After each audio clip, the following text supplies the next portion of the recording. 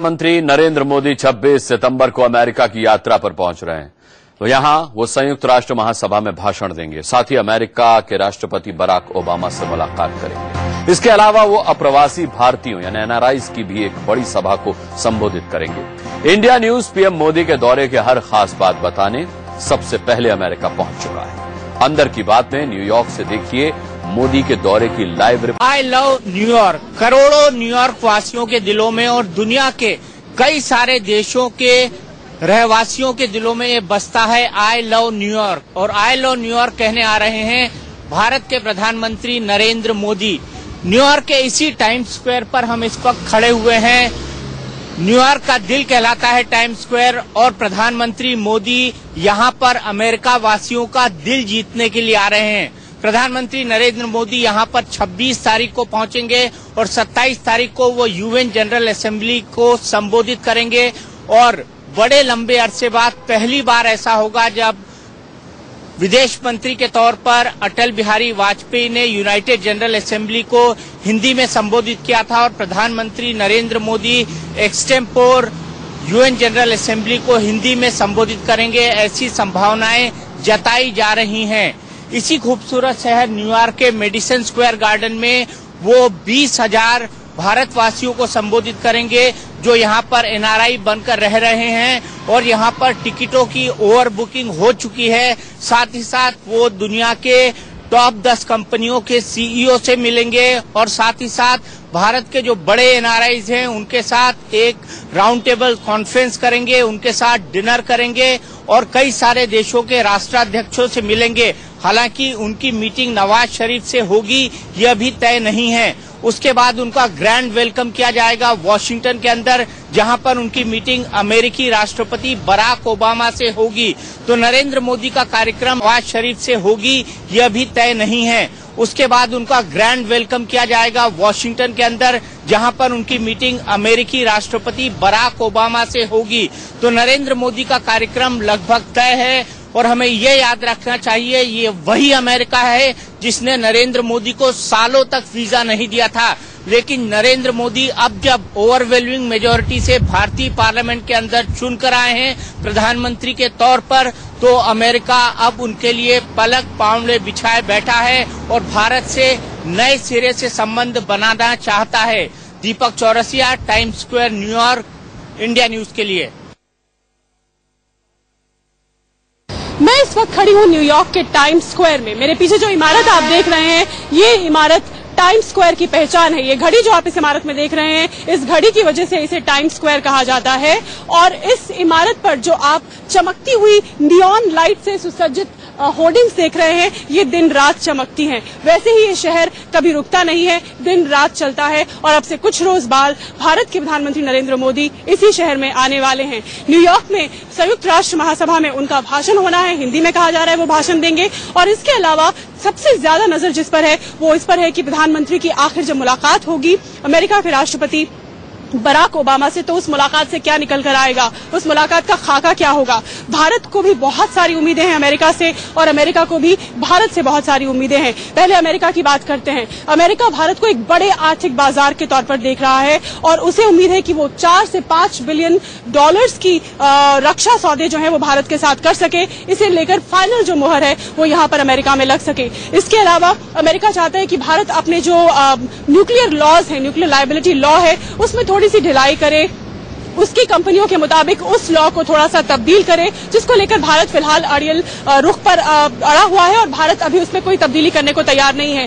क्या इस बैठक के दौरान राष्ट्रपति ओबामा और प्रधानमंत्री नरेंद्र मोदी के बीच मुलाकात के दौरान इस पर कोई बात आगे बढ़ पाती है ये भी देखना होगा। और साथ ही भारत की कोशिश होगी कि 26/11 के मुजरिम, 26/11 के प्लानर्स में से एक डेविड हेडली जो कि अमेरिका में ही रहता है, उसके प्रत्यर्पण की मांग भारत की ओर से की जा सकती है कि अमेरिका उसे भारत को सौंपे पूछताछ के लिए। इसके अलावा नजर होगी कि क्या भारत के प्रधानमंत्री नरेंद्र मोदी पाकिस्तान के प्रधानमंत्री नवाज शरीफ से मिलेंगे।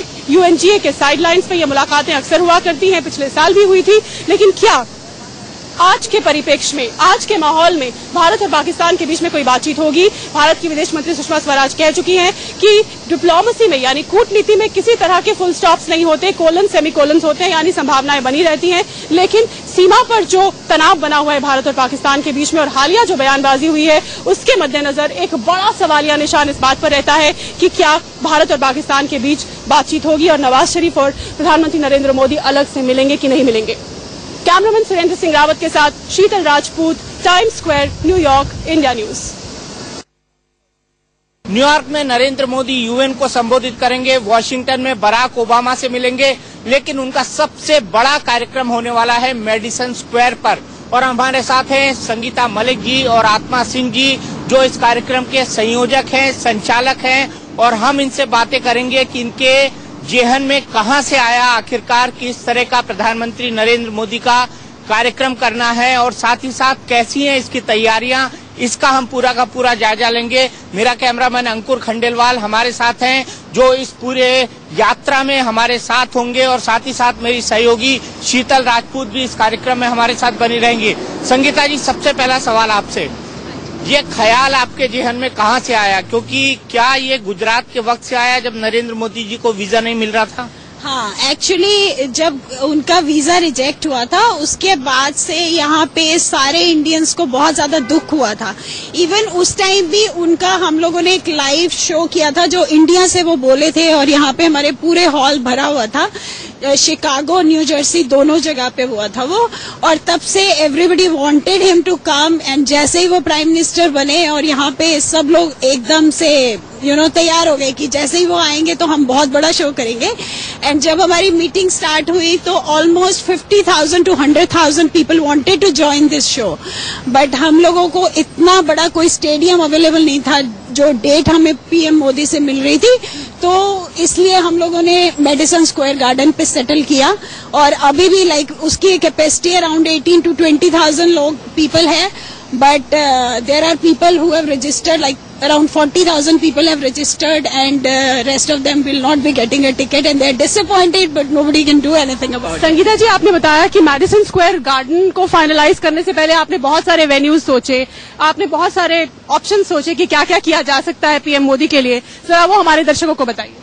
हाँ, एक्चुअली बिकॉज हम लोग एक कैपेसिटी जो देख रहे थे स्टेडियम्स की, वो थी 50 to 100,000 पीपल की कैपेसिटी, और उसमें हमें मेट स्टेडियम है जो यहाँ पे जर्सी में है, बट वो अवेलेबल नहीं था उस दिन, गेम थी वहाँ पे। देन इवन पेंसिल्वेनिया, फिलाडेल्फिया तक सारे स्टेडियम्स देखे गए, बट फिर उस पेंसिल्वेनिया में बराक ओबामा भी स्पीच दे चुके हैं। हाँ जी, वहाँ पे भी देखा, लेकिन वही था कि उनके पास टाइम जो पीएम के पास है वो इतना शॉर्ट है कि उनको we settle down for Madison Square Garden, and it's a very prestigious place to be. And I think किसी भी कंट्री के प्राइम मिनिस्टर का इतना बड़ा वेलकम नहीं हुआ है जहाँ तक मैं जानती हूँ। And let's see, we are hoping for a great program and a great speech from him. Atma Singh जी, ये बताइए कितना बड़ा वेलकम होने वाला है, और मेडिसन स्क्वायर गार्डन में अब तक कितने बड़े बड़े लोग लाइव शोज कर चुके हैं, बड़ी बड़ी स्पीचेस दे सकते हैं? अक्सर तो वहाँ पे लोग रॉक स्टार को देखने आते थे म्यूजिक का, लेकिन एक कौन से रॉक स्टार आ चुके हैं वहाँ? जैसे माइकल जैक्सन था, और भी बहुत बड़े बड़े। सुना है कि एल्विस प्रेस्ले ने भी वहाँ परफॉर्म किया। या वहाँ पर किया था जब इन्होंने पहला अपना इलेक्शन का जो भी इन्होंने यहाँ से कन्वेंसिंग करनी थी, तब वो आए हुए थे। तो एक बहुत बड़ा शो था। उस शो के बाद जो पहला ऐसा शो है जो कि पॉलिटिकली लीडर्स के लिए इतना बड़ा शो मेडिसन स्क्वायर गार्डन में होने जा रहा है, और इसका हमें बहुत प्राउड है। और बहुत सारे इंडियंस जो हैं वो वेलकम करने, सिर्फ ना इनसाइड, मैंने तो लोगों को ये भी कहा है आपके पास टिकट है नहीं है, लेकिन आप लोगों को जरूर आना है, आप अंदर से ज्यादा बाहर उनका वेलकम कर सकते हैं। मतलब क्राउड बाहर भी रहने वाली है संगीता जी? हाँ जी, बाहर भी रहने वाली है, और 27 को जब पीएम यूएन में बोलेंगे उस टाइम बाहर पूरी रैली है। So there will be lot of people there, वहाँ पे सुवेनियर्स बंटेंगे, सब कुछ होगा, and all the support will be there. इस रैली के बारे में थोड़ा और बताइए, क्या क्या करने वाले हैं इस रैली में? बेसिकली हम उनको सपोर्ट कर। कब ये शुरू होगी? यूएन में स्पीच से कितनी देर पहले शुरू होगी? ये वहाँ पे 9 बजे सुबह स्टार्ट हो जाएगी, and even on medicine Square Garden में भी जिस दिन उनका प्रोग्राम है, उनकी स्पीच 11 बजे है, बट एंट्री 9 बजे स्टार्ट हो जाएगी और लोग 2 घंटे तक, 2.5 घंटे तक उनकी वेट करेंगे। और उस टाइम हम लोगों ने कुछ कल्चरल प्रोग्राम किया हुआ है। एंड यहाँ पे मिस्टर डॉक्टर बरई हैं, भरत बरई, he is a oncologist. He is looking after the whole arrangements. He is from Chicago, but he comes every week. Every week he has been coming for last 2 months to New Jersey to, so that this program goes on well.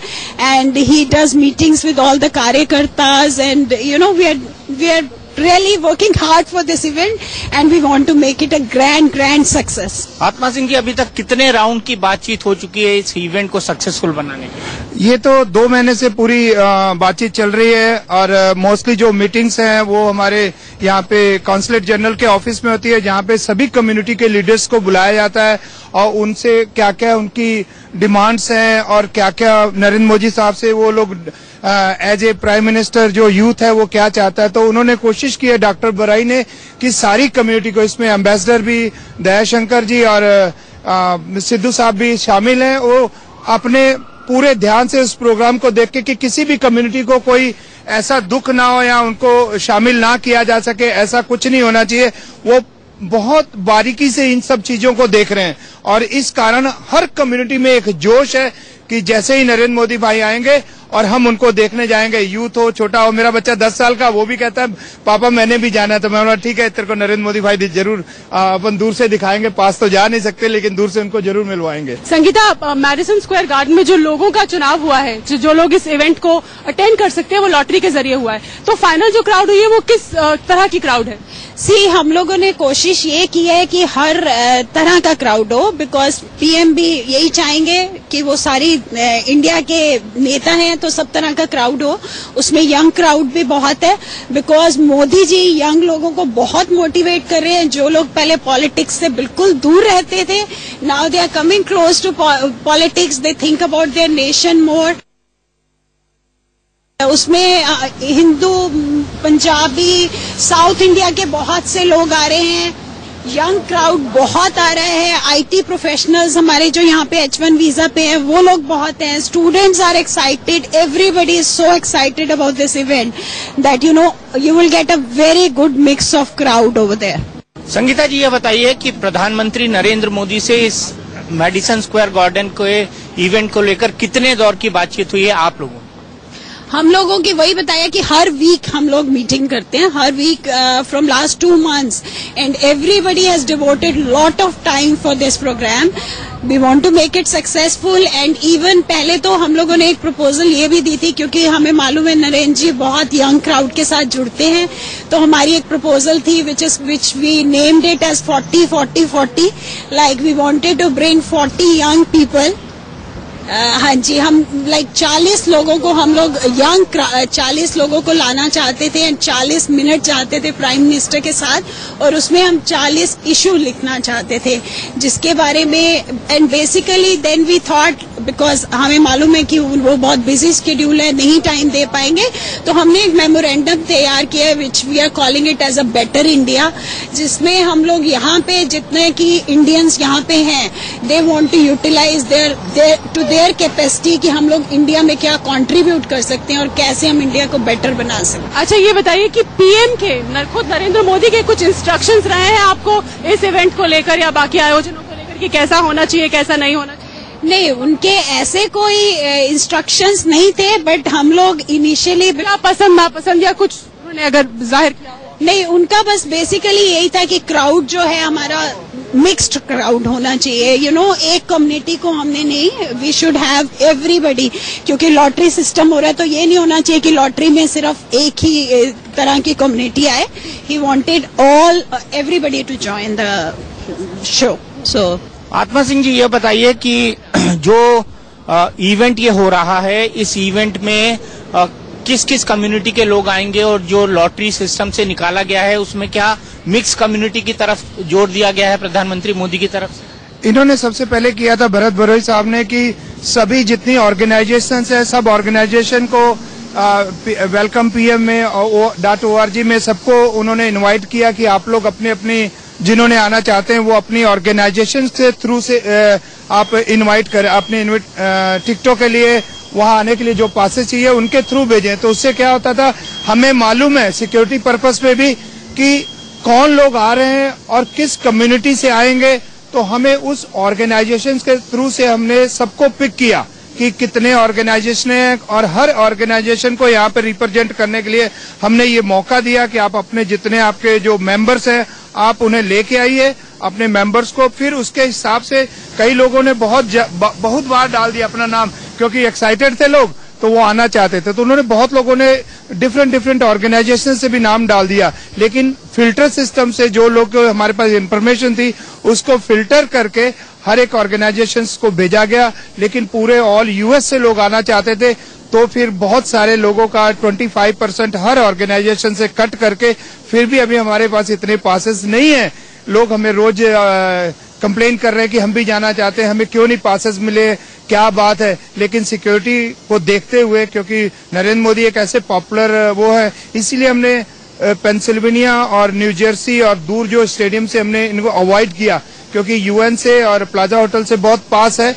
तो 15 minute में security से भी हम अच्छे उसमें रहेंगे, और हमें ज्यादा से ज्यादा जो प्राइम मिनिस्टर का टाइम है, जो ट्रैवलिंग टाइम था वो कट होगा, और हमें ज्यादा से ज्यादा समय हमारे यूथ कार्यकर्ताओं को और हमारे जो यहाँ के जो रिप्रेजेंटेटिव है उनको ज्यादा टाइम मिले। इसलिए हमने मेडिसन स्क्वायर गार्डन को ज्यादा अच्छा समझा। शीतल, 1 मिनट रोकूंगा संगीता जी को। संगीता जी, देखिए बराक ओबामा की तस्वीर है यहाँ पर, और बराक ओबामा से भी मिलने वाले हैं प्रधानमंत्री, तो क्या उम्मीद है आपको इस मीटिंग? हमें उम्मीद है कि हमारे बायलैटरल रिलेशंस बहुत अच्छे होंगे, क्योंकि पीएम मोदी की ये खासियत है कि वो जिसको मिलते हैं उसको अपना बना लेते हैं। तो we are very confident that our relationship with US India relationship will be improved after he meets them. अच्छा, हम बात कर रहे थे मेडिसन स्क्वायर गार्डन के इवेंट की। मेडिसन स्क्वायर गार्डन में आयोजन के लिए अमूमन कितना खर्चा आता है, आप लोगों को कितना खर्च उठाना पड़ रहा है, और इसका इंतजाम कैसे हुआ? इसका तकरीबन खर्चा जो है $165,000 जो उसका अराउंड खर्चा है। लेकिन जो सिक्योरिटी वगैरह को रख के ऑलमोस्ट 400,000 तक के ये चीजें पहुंच जाती हैं, क्योंकि बहुत बारीकी से और बड़े अच्छे तरीके से जो मोदी साहब का जो इवेंट है उसको नजर रखना पड़ रहा है। और ये भी कोशिश की जा रही है कि ये इवेंट जो है ये ऐसा ना हो कि स्पॉन्सर्स के उस पे हो जाए, या मोदी साहब लोग उन पे पैसा खर्च कर रहे हैं। हर एक बंदा $10 $20 दे के इवेंट में आ रहा है, और वो जितने भी एक्सपेंसेस है उनको कवर करने की कोशिश की जाए। ये ऐसा ना हो कि स्पॉन्सर्स के उस पे हो जाए, या मोदी साहब लोग उन पे पैसा खर्च कर रहे हैं। हर एक बंदा $10 $20 दे के इवेंट में आ रहा है, और वो जितने भी एक्सपेंसेस है उनको कवर करने की कोशिश की जा रही है। और जो सब नरेंद्र मोदी को, जैसे कहते हैं कि $1 जो भी देता वो नरेंद्र मोदी का हो जाता है, तो उस बेसिस पे हमने ये वर्क किया है कि आप लोग जितने लोग आएंगे और अपनी जेब से $10 $20 जो कंट्रीब्यूट करें। ऐसा किसी का नहीं है कि वो पैसा दे ही दे। तो इसलिए हम चाहते हैं कि जो खर्चा है वो सारा पब्लिक अपने पास से अपने कंट्रीब्यूशन से उठाए। संगीता जी, आखिरी सवाल, और वो सवाल ये कि आप पर नरेंद्र मोदी का जादू कैसे चला? मैंने उनको एक्चुअली फॉलो करना शुरू किया जब से वो चीफ मिनिस्टर बने। उससे पहले मेरे को पॉलिटिक्स में कोई इंटरेस्ट नहीं था। I know a lot of people in politics and I was not impressed, but after listening to his speeches and the way he has brought Gujarat up, I started praising him, and I have met a lot of people in US who belong to Gujarat, and they have told me that it is not what some other parties try to say that okay ये उनका social media का चमत्कार है, या but उन लोगों ने मुझे बताया कि हम हर साल गुजरात जाते हैं यूएस से, and we have seen that progress happening, and there are roads and there is electricity and water 24 hours. So that impressed me. If that person can do it in Gujarat, he can do it for country, and the whole country, all NRIs or people living in India, everybody has great hopes for with our new PM, and even corporations in US. I have met lot of topmost people from different corporations, and they have said he's a global leader, and we expect a lot from him. So we are really waiting for that speech, and we'll welcome him. आप तो कांग्रेस से BJP में कूद गए। नहीं, मैं कांग्रेस से उस समय में आया जब अभी बीजेपी पूरी पावर में नहीं आई थी। तो जब यहाँ पर हमारे उस वक्त के जो बीजेपी के हेड थे वो आए थे, तो फिर मुझे मेरे दोस्तों ने कहा कि आप भी आइए। तो मुझे नरेंद्र मोदी की जो कार्यशैली थी वो मुझे बड़ी पसंद थी, और उनकी जो सोच थी युवा कर्ताओं के लिए, एनआरआईज के लिए, उनकी जो सोच थी इन्वेस्टमेंट की, जो इंडस्ट्रियल सोच थी, वो मुझे बड़ी प्रभावित करती थी। क्योंकि अक्सर जो एनआरआईज के साथ बहुत सारी तो आपने ये स्विच ओवर नरेंद्र मोदी की वजह से उनके आने के बाद? नहीं, मैं उनके आने के साथ मैंने पहले कर चुका था। बीजेपी जब इलेक्शन में अभी फाइनलाइज नहीं हुई थी, तो इलेक्शन के पहले राजनाथ सिंह जी आए थे टीवी एशिया में, तो तब मैंने उनको वहां ज्वाइन किया और लाइव, और मैं हमेशा ही उनका फॉलोवर रहा हूं। भले मैं कांग्रेस में भी था, तो अगर कोई मैगजीन भी निकालता था तो उसमें नरेंद्र मोदी साहब को एक राइजिंग स्टार के तरह उनकी पिक्चर लगाता था। तो मैं कांग्रेस में रहते हुए भी उनका बड़ा साथ दिया। अदला बदली यहाँ पर भी होती है अमेरिका में, अदला बदली यहाँ पर भी होती है। देश की अच्छाई के लिए कोई प्रॉब्लम नहीं। अगर आप किसी के गुलाम नहीं है, अगर आप चाहते हैं कि किसी की सोच अच्छी है और जो दूसरे पार्टी से बिलोंग करते हैं उनकी सोच अच्छी नहीं है, तो आपको स्विच करने में कोई प्रॉब्लम नहीं होती। देश पहले है और जो पार्टीज हैं वो बाद में है। तो मैं तो उम्मीद करता हूं, और मेरे उम्मीद पे नरेंद्र मोदी साहब और बीजेपी पूरे खरे उतर रहे हैं। I am really proud to be a Indian and BJP.